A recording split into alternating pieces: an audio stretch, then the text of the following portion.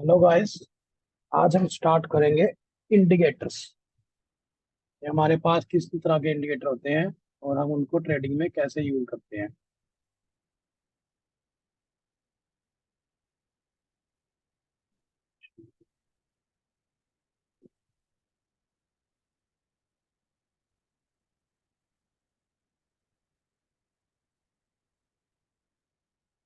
Basically हमारे पास trading में क्या होता है, जो मार्केट है वो तीन तरह से मूव करती है।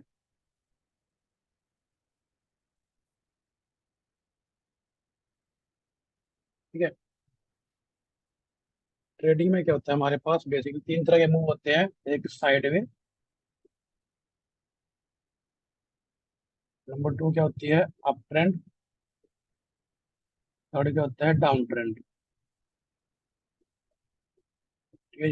मीन्स या तो वो साइड वे में जाती है, जो हमारे पास स्टॉक है, कोई भी स्टॉक है या ऑप्शन है, या वो अप ट्रेंड में जाता है, या तो वो ऐसे साइड वे में रहेगा, या क्या होगा, वो अप ट्रेंड में ऐसे मूव करता रहेगा। ठीक है। या डाउन ट्रेंड में ऐसे मूव करता रहेगा। ठीक है। तो हमारे पास बेसिकली तीन ही मूव होते हैं। और अगर हमें ट्रेडिंग करने है, हमें सिर्फ ये पता डायरेक्शन का प्रोडिक्शन करना होता है कि हमारी जो मार्केट है वो किस तरफ जाएगी। अब उसको प्रोडिक्ट करने के लिए हमारे पास डिफरेंट डिफरेंट इंडिकेटर होते हैं। ठीक है। तो उसके लिए सबसे पहले हमें एक और चीज होती है इसके अंदर, सपोर्ट एंड रेजिस्टेंस। ठीक है। अब ये क्या होता है, स्पोर्ट बेसिकली स्पोर्ट हमारे पास एक प्लेस होता है जहाँ पे जो स्टॉक है वो सपोर्ट लेता है। जैसे ऊपर से गिरता हुआ स्टॉक आ रहा है, वो यहाँ पे सपोर्ट लेगा और यहाँ से रिवर्स हो जाता है। और रेजिस्टेंस क्या होता है, नीचे से जाता हुआ जो हमारे पास स्टॉक है वो यहाँ पे रेजिस्टेंस लेता है और वहां से गिरना स्टार्ट हो जाता है। ठीक है। तो सपोर्ट एंड रेजिस्टेंस ही हमें बताते हैं कि हम कहाँ पे एंट्री लेनी है, कहाँ से एग्जिट लेना है। मीन्स अगर हमारे पास सपोर्ट आ रही है तो हम एंट्री लेते हैं, और अगर हमारे पास रेजिस्टेंस आता है तो हम वहाँ पे एग्जिट ले लेते हैं। ठीक है। मीन्स हमें यहाँ पे सेल करना है और यहाँ पे बाय करते हैं। तो ये हमारे पास हो गया सपोर्ट एंड रेजिस्टेंस। अब इसके भी डिफरेंट डिफरेंट टाइप्स होते हैं सपोर्ट एंड रेजिस्टेंस के। उसमें हमारे पास आ जाते हैं dynamic, support and resistance, static and psychological.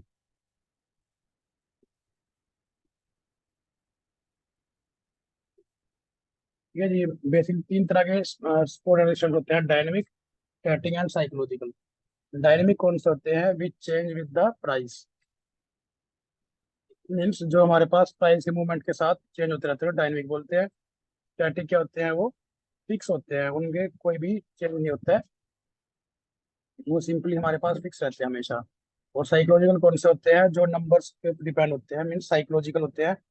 जैसे 00 नंबर हो गया है, 48,000, 50,000, 60,000। ये हमारे पास क्या होता है, साइकोलॉजी होता है, जो साइकोलॉजिकल नंबर होते हैं 00 की फॉर्म में। अब सबसे पहले हम देख लेते हैं स्टैटिक के टाइप कौन कौन से, डायनेमिक के टाइप कौन कौन से होते हैं।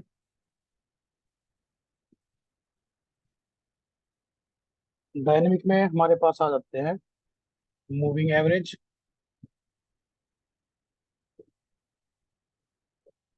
मूविंग एवरेज कई टाइप की होती है। इसमें हमारे पास 20 डे की भी आती है। ठीक है। 50 की होती है, 100, 200। ठीक है। बेसिकली हम इनको स्टडी करते हैं 20, 50, 100, 200। 20 और सबसे इंपॉर्टेंट होती है। उसके बाद हमारे पास क्या होता है, ए वी ऐप होती है,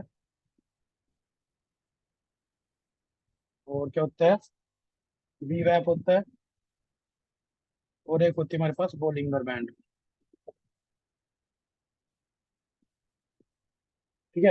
ये सारी हमारे पास किसमें आती है, डायनेमिक में। डायनेमिक कौन कौन सी होगी, मूविंग एवरेज, वो कौन कौन सी होगी, 20 डेज की, 50, 100 एंड 200।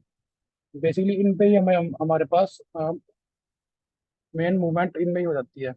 ए वी ऐप होता है, वी ऐप होता है, बॉलिंगर बैंड, ये सब क्या है, डायनेमिक सपोर्ट एंड रजिस्टर की तरह काम करते हैं। स्टैटिक में हमारे पास आ जाता है,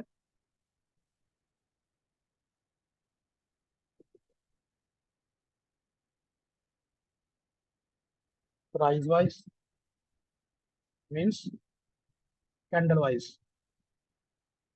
जो भी कैंडल्स बनती है उसके अकॉर्डिंग जो हमारे पास सपोर्ट एंड रेजिस्टेंस होते हैं। RSI बोलते हैं स्ट्रेंथ वाइज।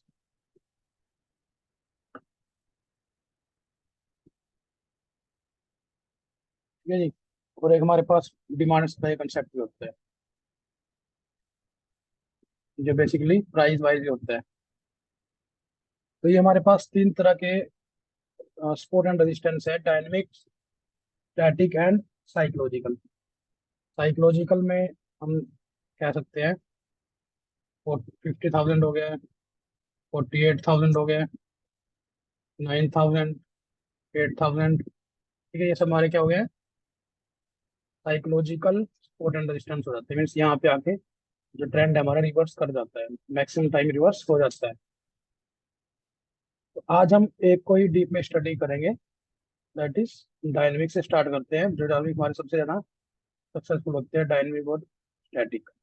डायनेमिक में सबसे पहले हम स्टडी करना है बोलिंगर बैंड को। ठीक है जी। तो आज हम स्टडी करेंगे बोलिंगर बैंड को।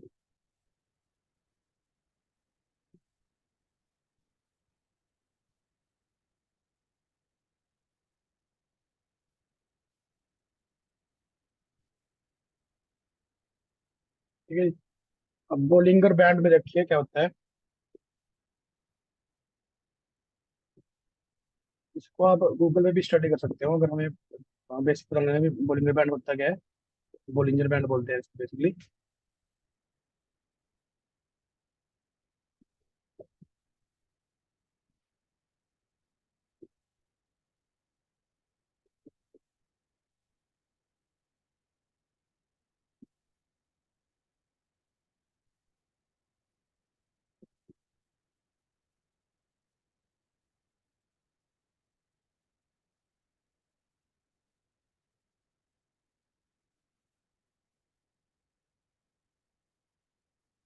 बोलिंजर बैंड क्या होता है,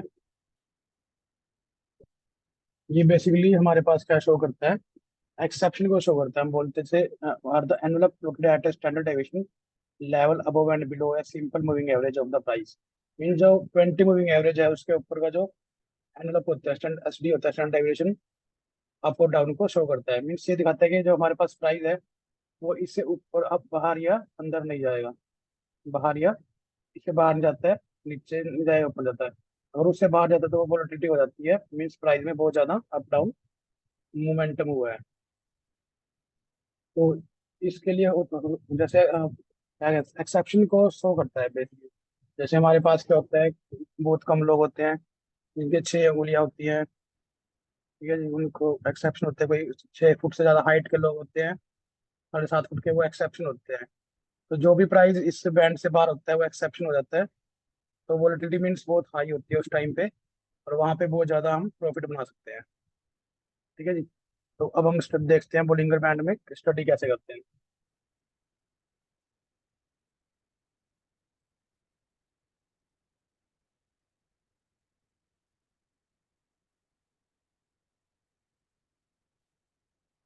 बोलिंजर बैंड में देखो बेसिकली होता क्या है, हमारे पास तीन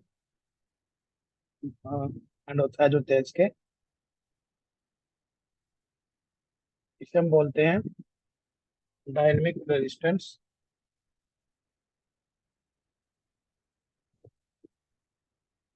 जो इसका अपर एज होता है उसे हम बोलते हैं डायनेमिक रेजिस्टेंस। जो इसका लोअर एज होता है उसे हम बोलते हैं डायनेमिक फोर्स। ठीक है जी। जो इसकी मिडिल लाइन होती है इसे हम बोलते हैं लाइन ऑफ ग्रेविटी और 20 डे मूविंग एवरेज। ठीक है जी। अब जो इसका अपर एंड है वो वर्क करता है एज अ डायनेमिक रेजिस्टेंस, ना काम करता है काफी स्ट्रॉन्ग। मीन्स अगर प्राइस यहाँ से मूव कर रहा है सपोज, तो वो यहाँ पे एक बार रेजिस्टेंस करता है। मीन्स हमें यहाँ पे अपने प्रॉफिट को बुक कर सकते हैं। और जो ये लोअर एज है इसका, वो एज अ डायनेमिक सपोर्ट की तरह काम करता है। और जो लाइन ऑफ ग्रेविटी है वो भी एज अ सपोर्ट की तरह काम करती है। जब प्राइस यहाँ से मूव कर रहा है तो हम एक बार यहाँ भी एंट्री ले सकते हैं। मीन्स यहाँ से बाउंस हो सकता है, या फिर यहाँ पे बाउंस हो सकता है। मीन्स स्पोर्ट यहाँ पे, या तो यहाँ पे स्पोर्ट लेगा या फिर यहाँ पे स्पोर्ट ले लेता है। तो ये हमारे पास बेसिकली क्या हो गया, dynamic support and dynamic resistance हो गया। और जो बीच वाली लाइन है वो क्या होगी हमारे पास, लाइन ऑफ ग्रेविटी बोल देते हैं उसको, 20 डे की मूविंग एवरेज बोल देते हैं। ठीक है जी। अब जितना बड़ा हमारे पास टाइम फ्रेम होता है उतना ही ये स्ट्रॉन्ग होता जाता है।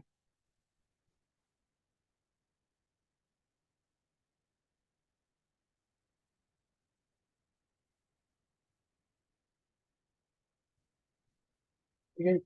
अब इसका यूज देखिए क्या क्या यूज करते हैं हम। एक तो पहले क्या वर्क करता है, as a support and resistance. ठीक है जी।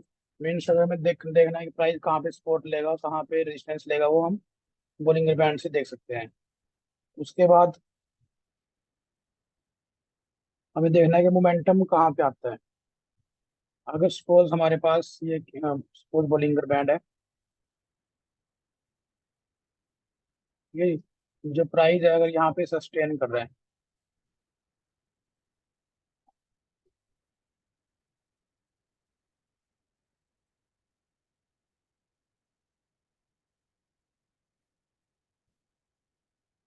तो क्या होता है, ये इसके चांस बढ़ जाते हैं कि ये ऊपर की तरफ मूव करेगा प्राइस। अगर ये जो हमारे पास प्राइस है वो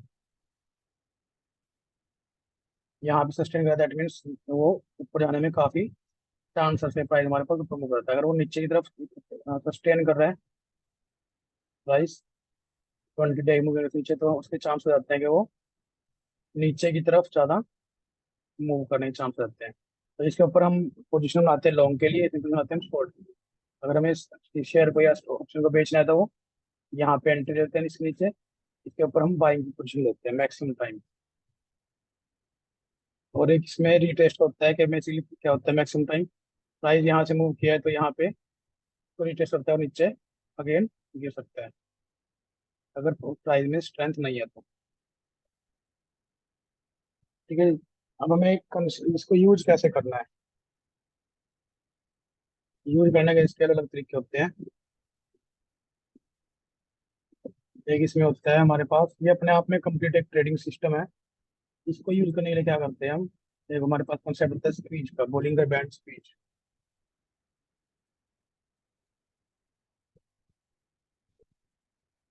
ठीक है जी। स्क्वीज में क्या होता है, हमारे पास जो बैंड है सपोज करो कि क्या होता है, पहले एक रेंज में चल रहा है, हमारे पास तीन तरह की मूवमेंट होती है, एक साइड वे, एक होती है अप ट्रेंड, एक डाउन ट्रेंड। अगर वो साइड वे में चल रहा है काफी टाइम पे, सपोज करो प्राइस एक रेंज में चल रहा है 500 एंड 400 पे। ठीक है। एक दो रेंज में चल रहा है प्राइस हमारे पास, और ये इसमें क्या हो रहा है, यहीं पे मूवमेंट कर दिया है, ना तो अप जा रहा है ना डाउन जा रहा है। तो हम इसे बोलते हैं स्पीच। जितना ये बैंड हमारे पास पतला होता जाएगा, मोमेंटम उससे उतनी ही स्ट्रॉन्ग आती है। जैसे ही हमारे पास ये बैंड ब्लास्ट होएगा, ठीक है, इतनी बड़ी स्पीड होगी तो हमारे पास यहाँ पे अंदर से एक बाहर निकली है, तो ये हमारा स्टॉप लॉस हो जाता है। ठीक है। और यहाँ पे हमारे पास एंट्री हो जाती है। ठीक, ये फर्स्ट कैंडल जैसे हमारी क्लोज होएगी उसके बाद हम एंट्री लेते हैं और इसको राइड करते हैं हम जब तक ये बैंड के बाहर चल रहा है। ठीक है ना। जैसे जैसे बैंड के बाहर चलता रहेगा हम इसको राइड करते रहेंगे। जैसे बैंड के अंदर आया तो क्या करेंगे, इसको एग्जिट कर देंगे, साथ ही प्रॉफिट अपना बुक कर लेंगे, या फिर क्या करते हैं 5 डे की मूविंग एवरेज यूज कर लेते हैं।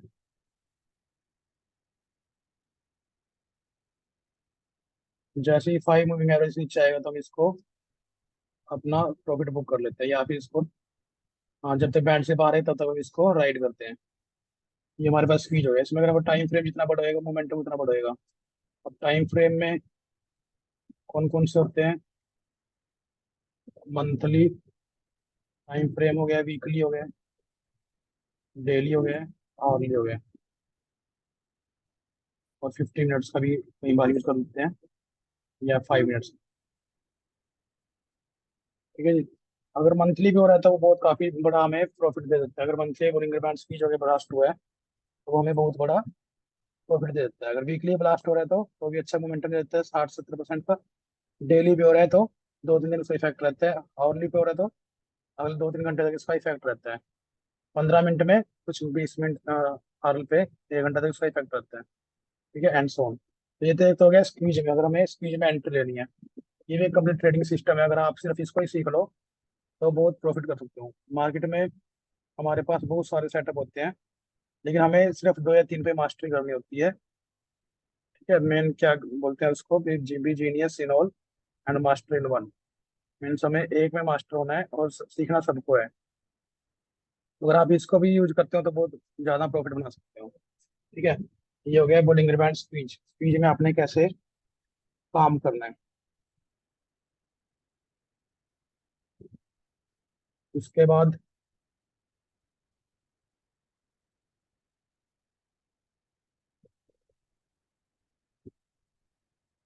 हमें देखना है कि मोमेंटम कैसे आता है। सपोज करो प्राइस कहीं दिन से यहाँ पे सस्टेन कर रहा है इसके अंदर, जो कैंडलें हमारी यहीं पे राइड कर रही है। ठीक है, तो एवरेज की क्या क्वालिटी होती है, जो मूविंग एवरेज है वो एक बार अपने प्राइस से मिलने जरूर आती है। जैसे प्राइस और इसमें एवरेज बहुत डिस्टेंस हो गया सपोज, तो वो जैसे ही प्राइस के पास आती है, ठीक है, वहां से क्या होता है, प्राइस एकदम से शूट अप कर जाता है बहुत ज्यादा।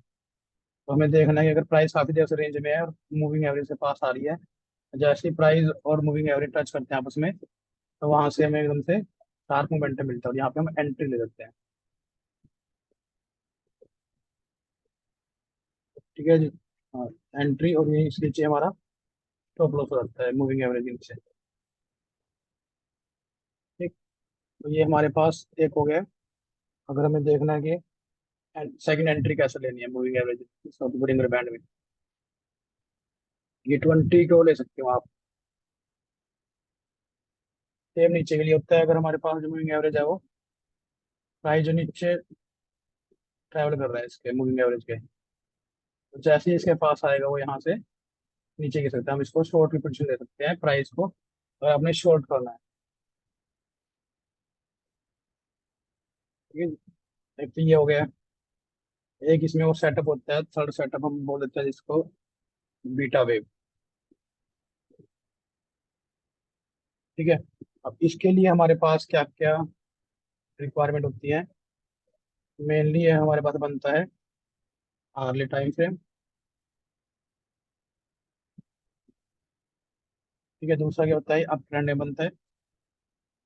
और कहाँ कहाँ बनता है बेसिकली, या तो अपर एज पे बनेगा या लोअर एज पे बॉलिंगर बैंड के, या फिर 20 मूविंग एवरेज के पास। ठीक है, सिर्फ इन 3 जगह बनेगा ये हमारे पास जो बीटा वेव है। तो उसमें बहुत ही बड़ा प्रॉफिट देता है, लेकिन बनता कभी कभी है, लेकिन जब भी बनेगा तो बहुत ही बड़ा प्रॉफिट देता है। तो कम से कम 2-3 दिन के लिए भी ये हमारे पास वर्क करता है। अगर आप पोजिशनल लेके जानी है तो आप इसको यूज कर सकते हो। अब इसमें होता क्या है बेसिकली, सपोज करो ये प्राइस हमारे पास मूव कर रहे हैं बैंड से बाहर। जैसे जैसे आपका जो प्राइस है वो बैंड से बाहर मूव कर रहा है, सपोज करो ये बाहर चल रहा है, गैप अप हो रहा है, तो क्या होगा, उसको हमारे पास 3 तरह की कैंडलें बनेंगी। या तो यहाँ पे क्या हो जाए, शूटिंग स्टार बन जाए, या डोजी बन जाए। ये हो गया डोजी, डोजी टाइप बन जाए प्राइस के बाद बैंड के बाहर, या फिर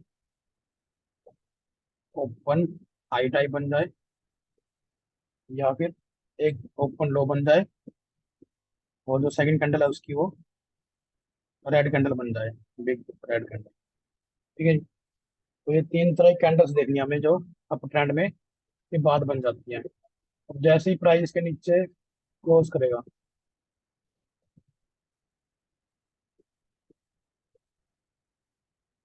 कोई अगली कैंडल इसके नीचे क्लोज कर रही है, 2 3, ये हमारे पास वी वैप है। ठीक है, वी वैप के नीचे जा रही है कैंडल, और इसके जो डोजी बनी है हमारी और ओपन हाई बने उसके नीचे भी क्लोज कर रही है। तो क्या होता है, हमारे पास थर्ड कैंडल में यहाँ पे एंट्री ले सकते हैं। तो ये मेनली हमारे पास कब आती है, ऑलमोस्ट 1 PM और 2 PM के आसपास एंट्री मिलती है हर टाइम फ्रेम में।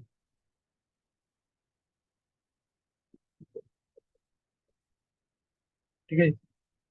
अब इसमें क्या होता है हमारे पास, कैंडल सेल के बाद इंक्रीज करती है और काफी बड़ा ही फॉल हो जाता है एकदम से।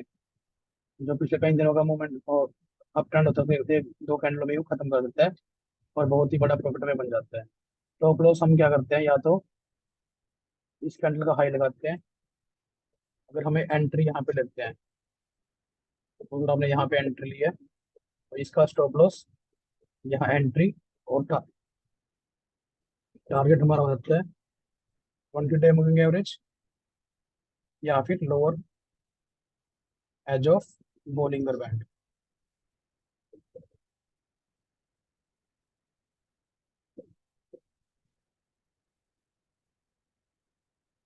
ठीक है, जो जो फुल कैंडल है हमारे से नीचे क्लोज होनी चाहिए, जो फर्स्ट कैंडल है उसके नीचे जो सेकंड कैंडल है वो फुल क्लोज होनी चाहिए, और मूविंग गैप के नीचे चलती रहती है। ठीक है, तो ये हमारे पास नेक्स्ट सेटअप हो गया है। यूजुअली इसमें बहुत बड़ा प्रॉफिट बन जाता है। स्टॉप लॉस, एंट्री और एवरेज मीन्स हमें सबसे ज्यादा हमेशा अपने स्टॉप लॉस का याद रखना है कि आपको किसी ट्रेड में एंट्री करने से पहले हमें पता होना चाहिए उसका एग्जिट क्या है। अगर आपको उसका एग्जिट नहीं पता है तो आप उसमें लॉस में रह सकते हो। ठीक है, दूसरा आपको उसमें पोजीशन साइज को मेंटेन करना है, तो ज़्यादा क्वांटिटी बाय नहीं करनी है, कम से कम में काम करना है। क्योंकि ये क्या है, हमारे पास गेम ऑफ प्रोबेबिलिटी है कि आउटपुट हमारी कुछ भी हो सकती है, प्रोबेबिलिटी होती है सिंपली। तो एक बार इसको हम समराइज कर लेते हैं फिर हम चार्ट को देखते हैं।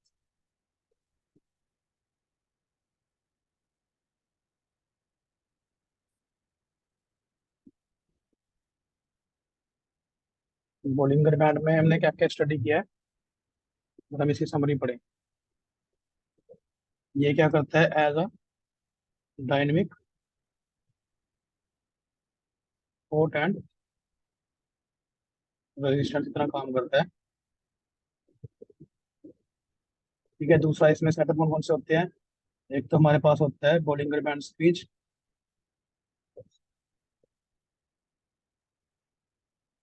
ठीक है जी। दूसरा हमारे पास होता है बीटा वेव।